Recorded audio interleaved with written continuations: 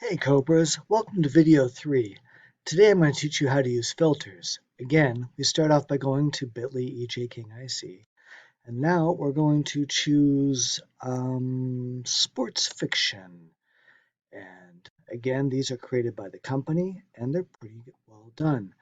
Now, right now I have 79 books in sports fiction, but I'm going to use these filters here to find something that makes it a little bit easier for me to find it.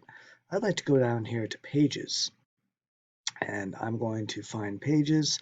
I do not want to read a 448 page book. Let's pretend I want to go to say 148 page books and make it shorter. I click done down here and I go from 79 to 6 books that are fewer than 148 pages. Now perhaps I want to make sure that the interest level is indeed high enough.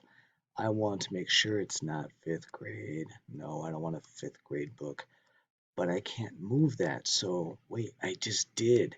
I'm going to try and do it again to 7th grade because no one in the school is lower than 7th grade. I'm going to hit done, and now I go from 6 books to 1 book. So Satchel Paige, it shall be. I'm going to hit hold and go pick it up from the library as soon as I get an email from myself. But wait, maybe I'm like, maybe I want to get another kind of book.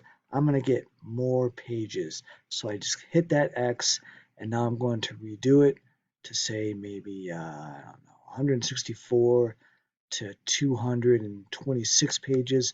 And you'll see I go from 17 to 3. If I take off the 7th and 8th grade filter, I can get 16. I can play with this and play with this to my heart's content. Enjoy!